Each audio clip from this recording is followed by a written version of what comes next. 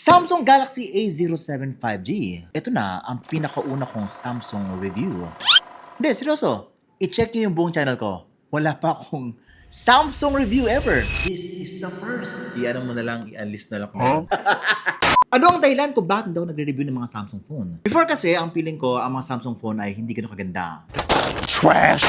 Medyo mahal sila. Medyo overpriced. Pero ba't ngayon, biglang nag-review ng Galaxy A07? May nagsabi kasi, sulit daw to. Etong bagong phone ni Samsung, si Samsung Galaxy A07 5G ay for only 8,000 pesos, may 5G phone ka na. 6,000 mAh battery pa. 50MP rear camera, ito ba yung sample nun? Bongga pa ang design, pill shape, mukhang iPhone. Pero, ang pinakamalaking advantage ng Samsung phone is yung kanyang updates. Up to 6 years updates, hindi lang security updates but full OS updates po ang binibigay ni Samsung sa inyo. Which is, hindi pa nagagawa ni Infinix, ni Tecno, not even Xiaomi. Ang tanong, matutuwa ba ako dito or baby go? Alamin natin. It's been watching Unbox Diaries. Woo! So this is the box. The box is very thin, but sobrang nipis. Oh, by the way, 4128 lang po yung variant na nakakuha ko sa Shopee. Gundo ng packaging talaga. Dapat lang, wala na charger eh. Underneath forgetting, wala na ring laman. Meron pa rin siyang tablet, Type-C to Type-C. May quick start guide at may SIM ejector pin pa rin po siya. Ganyan na po kabarat ganyan na po kasosyal si Samsung. Check that out. Ang ganda ng packaging. Papel ang gamit na material. Tapos meron siyang parang pa-square dyan, no? Na butas, na hindi ko alam kung bakit. Pag pinunit mo, pwede. Eto na. Sheesh. Tinan mo yung likod guys, oh. Ang dami niyang colors. Parang Galaxy talaga. Alam mo yung Galaxy guys, no? Parang ang daming kulay. Stars, gases. Pag tinatama ng ilaw, may rainbow effect sa likod. Ang ganda. Well, at least for the violet color, light violet. Meron pa siyang black color na hindi siguro ganito yung ginagawa niya. Ang masabi ko lang, kakaiba siya sa lahat ng design na nakita ko sa isang mid-range smartphone. The phone is big, pero maliit lang yung kanyang camera. Pill-shaped, no? Pero I gotta say, it's not very flagship-like katulad ng mga mas mahal niyang A-series phones, A56, mga ganon. Hindi po siya kasing bongga nun. Kapag nahawakan mo to, it really feels very plasticky. Lalo na yung likod, no? Yuck. Mataba din yung phone, makapal siya. Pero magana naman siya dahil plastic lang po yung kanyang body. Ayan po yung kanyang power button and volume rocker sa right side, and sa left side is yung kanyang SIM tray na meron siyang hybrid SIM slot with micro SD card, tapos meron siyang dedicated SIM card slot. Meron siyang extend na kanyang storage. Sa ilalim naman yung kanyang speaker, Type-C port, microphone, and the headphone jack. Now personally, I think dapat ang bilhin niyo yung black color kasi nga itong color na to ay sakto lang para sa akin. Minsan kasi nakadepende talaga yung itsura ng phone sa color. Kapag meron kang black color, parang lagi kang paldo eh. Pero kapag ito yung parang rainbow effect, medyo nagiging chippy pa yung look niya.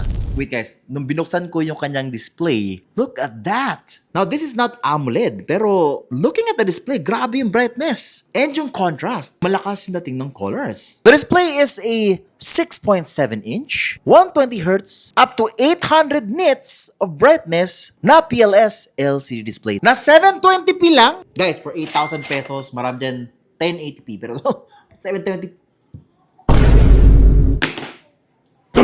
At ano to? Bakit masyadong maraming apps agad na naka-install? Sino ang may gusto na maglaro ng Beta Mahjong? Bakit mo pinipilit sa akin to? At bakit ako mag-Black Blast? At bakit mo sinama na rin yung Vivo Max? Nakalagay na dito. Built-in.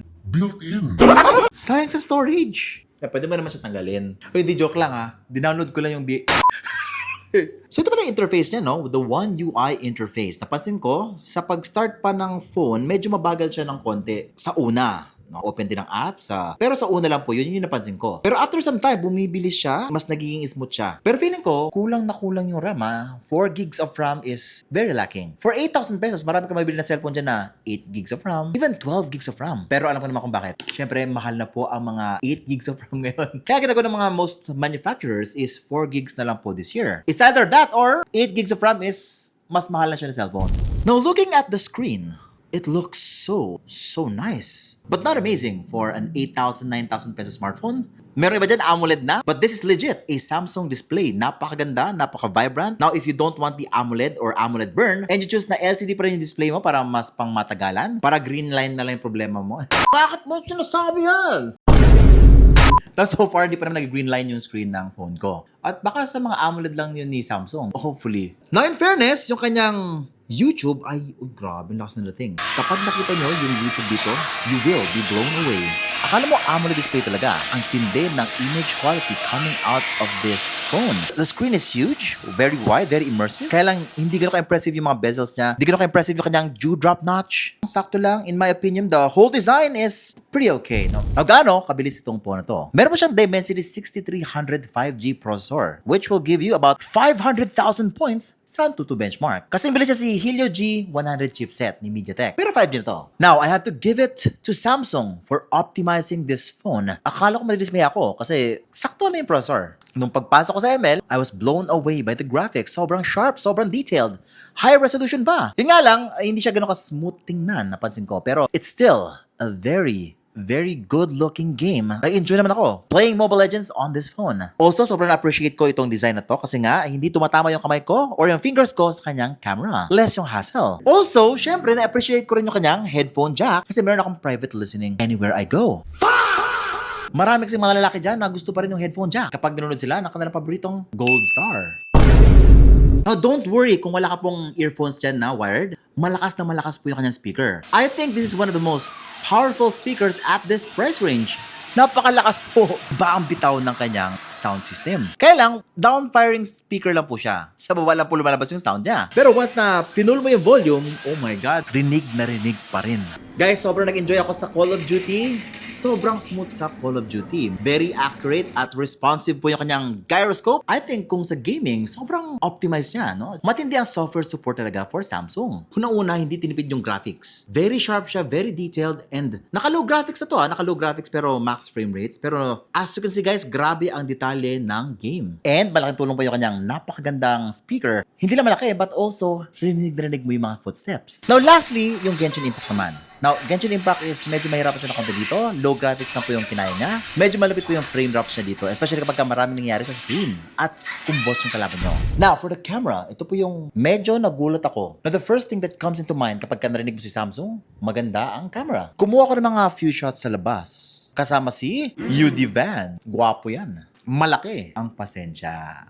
Now, unang tingin, yeah, syempre maganda yung kanyang camera in good lighting, pero hindi ganun natural yung colors. For me, maganda siya if you want really good skin tones. Ayan. Napansin ko rin kasi yung color profile talaga ni Samsung, medyo mataas yung contrast. Yung green, sobrang green. At yung dynamic range niya, isaktuhan lang. Ano ba yung dynamic range? Nakita niyo ba yung sky na yan? Halos wala na kayo makitang details. Parang white na lang lahat. Dapat pero yung detalye. Like yung clouds. Clouds talaga yan. Or sky. Maganda yung portrait niya. Mas nagiging sharp yung subject. Especially sa selfie. Ayan o, gwapo naman ni Van. Grabe naman, gwapo. Tignan mo yung lips. Sa low light naman, ayan po yung itsura ni Van. Now, dito, napansin ko, okay naman yung colors, pero medyo nawala lang yung kanyang contrast ng konti. Ibig sabihin, yung lakas na natin ng kulay ay medyo umonti lang dito. At saka, nag-zoom in ako ng konti, medyo blurry na po siya. Ayun, yun yung napansin ko guys. Ganun din po sa video, no? Yung video niya, umaabot lang ng 1080p 30 frames per second. Wala pa siyang EIS dito for stabilization. Meaning kapag naglalakad ka, medyo maugalan talaga. Pag nag-vlog ka, kailangan mo siguro bumili ng mga gimbal for the phone. At hindi ganun ka-sharp tingnan in low light sa video. Yun na napansin ko. So ito yung selfie camera and nice. Oh, kamusta naman guys? Very sharp ba? Kamusta naman yung audio? Yan po yung sample selfie video. Do you like it? Or not. Ito naman yung sample rear camera video. Is it good? Is my skin good? Nasa inyo yan kung magustuhan nyo. Pero ito ay stationary lang. Hindi tayo gumagalaw. Pag ganyan, okay ba? Kung nagustuhan nyo, go for it. May mga pro mode pa siya dito. Night mode, food mode, mga ganyan. But guys, syempre, mga features lang yun na extra na dinadadag niya. Pero kasi, in terms of the camera, saktuan lang for me. Hindi siya ganun kabongga. Siguro doon ako medyo na-disappoint. At nagagalit kay Samsung. Pero matibay pa rin. Kasi ilang beses ko na siyang hinahampas dito, ng paulit-ulit. Kasi ilang take na po to. Now, ang tanong, pangit ba or pangit? Ay, maganda. Na para sa akin, ang pinaka-value niya talaga is yung sa kanyang software. Very optimized po siya. Meron pa siyang headphone jack, malakas yung kanyang speaker, maganda yung kanyang display, pero yung camera, naku. Para sa akin, mas maganda po si iPhone. Ay, Anong sinabi mo? joke lang. Uy, magalit. Nandiyan na po yung phone sa baba, Shopee. Gusto nyo, bilhin nyo na siya. 7K, 8K, mura na lang po yan ha. Sa mall, mahal po yan. Pero kasi ang advantage naman talaga ni Samsung is yung kanyang OS updates na sure daw, darating sa inyo, 6 years, pulido po yan. Pero kung di po pulido si Samsung Galaxy A07 5G para sa inyo, meron akong mas pulido pa sa inyo. Alam nyo na gagawin, mag-subscribe ka lang, hit the bell icon so that you don't miss my crazy content. Tapos binge and watching Unbox Diaries. Ooh.